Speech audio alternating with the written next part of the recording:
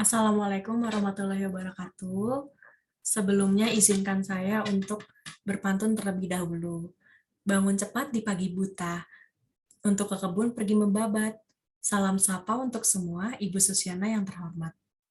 Kami dari kelompok 5 ingin mempresentasikan hasil proposal bisnis kami.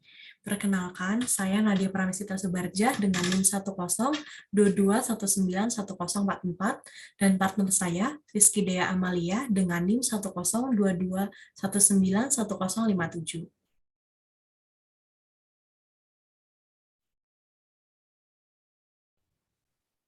Proposal bisnis kami, Taichan Senja by Timet.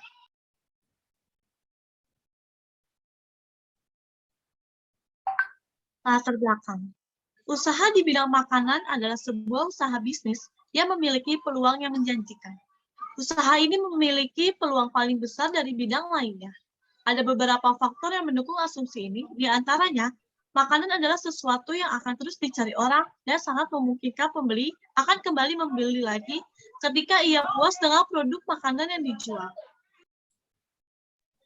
Sate Taichan adalah sebuah varian sate yang berisi daging ayam yang dibakar tanpa baluran bumbu kacang atau kecap seperti pada umumnya. Sate ini hanya disajikan dengan sambal dan perasan jeruk nipis. Sementara, daging sate untuk sate Taichan ini lazimnya berwarna putih polos dan hanya dibumbui garam, jeruk nipis, dan sedikit cabai. Sate ini dijual pada malam hari, lazimnya seperti sate-sate pada umumnya. Maka sate Taichan pun bisa disajikan dengan lontong, sehingga bisa membuat kenyang para konsumen. Sate Taichan ini sedang marak di bidang kuliner yang sangat disukai oleh semua kalangan, mulai dari anak kecil, remaja, hingga orang dewasa. Karena harganya terjangkau untuk konsumen dan worth it untuk dijadikan usaha kuliner. Tujuannya yaitu yang pertama, mahasiswa mampu untuk berwirausaha, yang kedua, mahasiswa mampu melatih diri dalam menumbuhkan jiwa entrepreneur, dan yang terakhir untuk memenuhi tugas praktikum kewirausahaan. Visi dan misi. Yang pertama, mengembangkan produk makanan dengan representasi modern untuk menarik atensi pembeli. Yang kedua, peningkatan mutu produk sate Taichan dengan kontrol kualitas terhadap jenis produk dan peningkatan pelayanan kepada pelanggan. Yang ketiga, menjadikan sate Taichan sebagai usaha kuliner cepat saji yang sehat, bergizi, dan terdepan di daerah sekitar.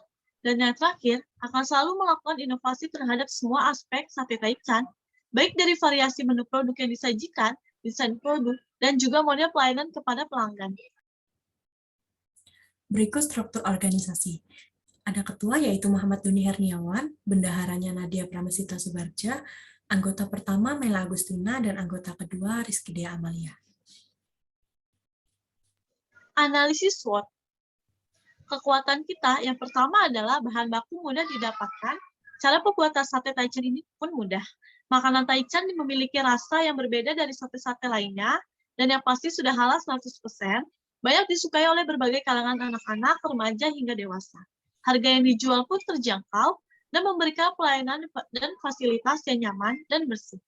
Kelemahan kita, sate Taichan ini mudah untuk dicontoh dan diikuti, sehingga peluang besar untuk menjadikan bisnis kuliner.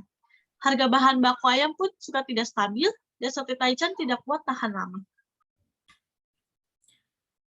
Analisis SWOT yang kedua yaitu kesempatannya melakukan pemasaran melalui sosial media, website, dan Instagram.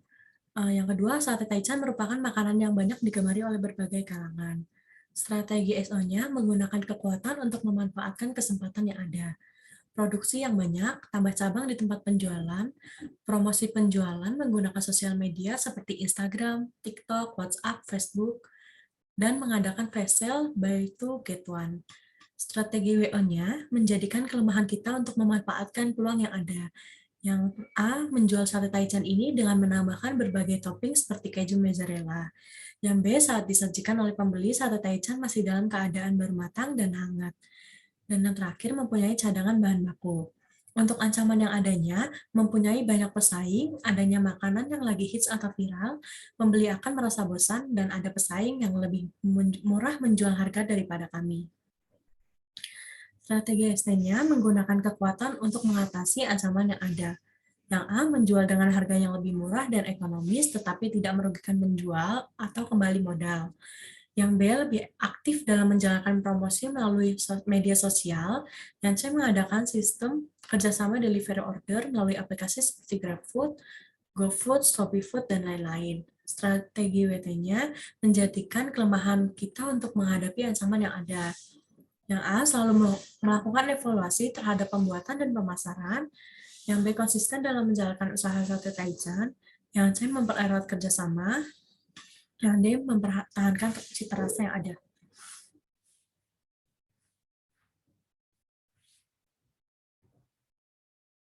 Selanjutnya ada flowchart. Tahapan yang pertama adalah persiapan bahan.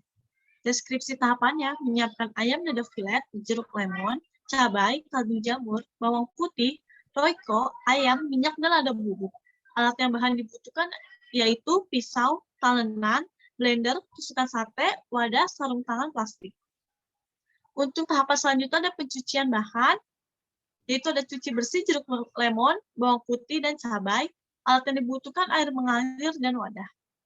Tahapan selanjutnya pemotongan bahan. Pemotongan dada ayam menjadi berbentuk dadu. Alat yang digunakan adalah wadah, talenan, dan pisau. Tahapan selanjutnya pencampuran bahan. Dengan memarinasi ayam dengan air lemon, garam, dan lada bubuk. Alat yang dibutuhkan wadah dan sarung tangan. Tahapannya selanjutnya pemasakan sambal. Deskripsi tahapannya cabai direbus kemudian diblender bersama bawang putih, garam, dan roiko. Alat dan bahan yang dibutuhkan wajan, blender, dan panci. Pemasakan taichan, setelah daging ayam sudah dimarinasi selama 2 jam sampai semalaman, selanjutnya adalah memasak daging ayam dengan pan sampai daging berwarna putih. Alat bahan yang dibutuhkan pan dan margarin. Pengemasan taichan. Sajikan taichan yang sudah dipanggang bersama sambal dan taburan bawang goreng dengan packaging paper lunch box, dan alat yang digunakan adalah paper lunch box. Lalu selanjutnya, pengemasan sambal. Sajikan sambal menggunakan plastik klip. Alat yang dibutuhkan plastik klip. Penempelan stiker. Penempelan logo stiker di bagian tengah paper lunch box. Alat yang dibutuhkan adalah logo.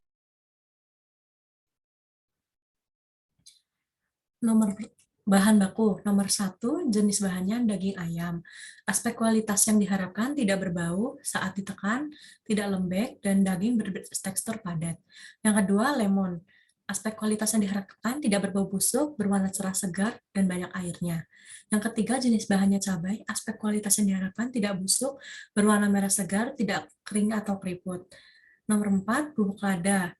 Aspek kualitas yang diharapkan masih bersegel, tidak basah atau lembab, dan tidak bau. Nomor 5, jenis bahannya bawang putih. Aspek kualitas yang diharapkan tidak kecil, tidak bau busuk, tidak berwarna hitam atau kopong. Dan nomor 6, jenis bahannya garam, roiko, dan kaldu jamur. Aspek kualitas yang diharapkan masih bersegel rapi, tidak ada lubang dalam kemasan, tidak basah atau lembab, dan ada isinya, tidak hanya bungkusnya saja.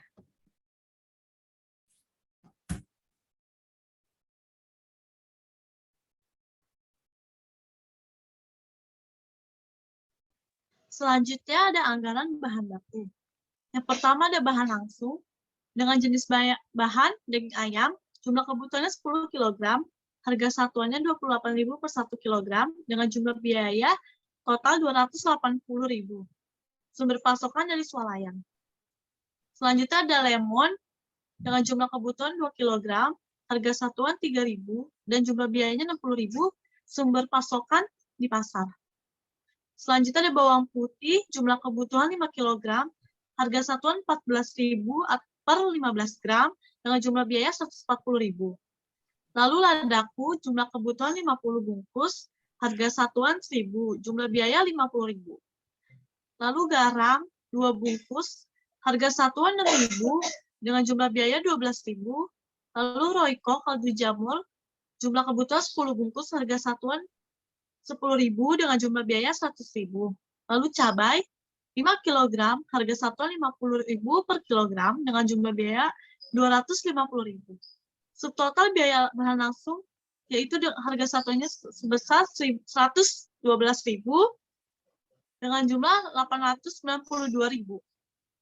Selanjutnya ada bahan tidak langsung seperti tusuk sate, jumlah kebutuhannya 1 bungkus, harga satuannya 15.000 dengan jumlah biaya 45.000. Selanjutnya kompor, satu kompor dengan harga satuan Rp150.000 dengan jumlah biaya Rp150.000. Selanjutnya gas LPG dengan satu tabung seharga Rp22.000 dengan jumlah biaya Rp22.000. Lalu ada sendok satu lusin dengan harga Rp1.600 per satu sendok dengan jumlah biaya Rp40.000 per dua lusin. Lalu kertas nasi satu pak, harga satuan Rp40.000 dengan jumlah biaya Rp40.000.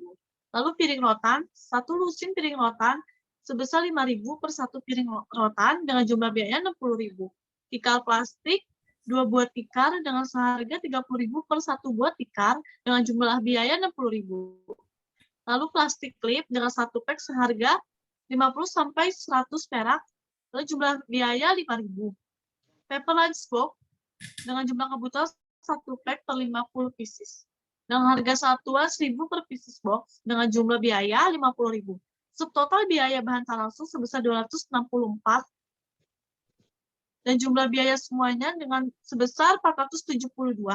Total biaya pengadaan bahan sebesar Rp371 dan jumlah biayanya dengan Rp1.364.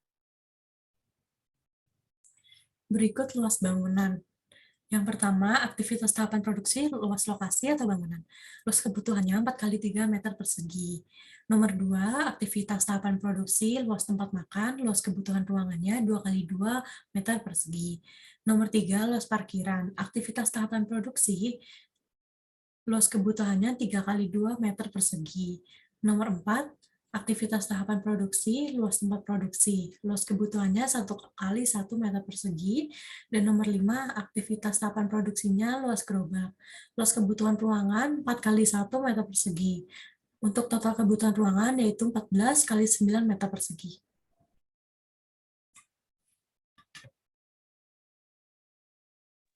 Tenaga kerja langsung dan tidak langsung. Yang pertama ada persiapan bahan baku dan pelayan dengan jumlah tenaga kerja 2 orang. Kualifikasi tenaga kerja yang mengerti tentang kualitas barang dan harga, dan yang paham tentang cara melayani dengan baik dan ramah. Lalu selanjutnya ada pelayan, pembakaran sate dengan 1 orang. Kualifikasi tenaga kerjanya yang mahir tentang kualitas matangnya daging ayam.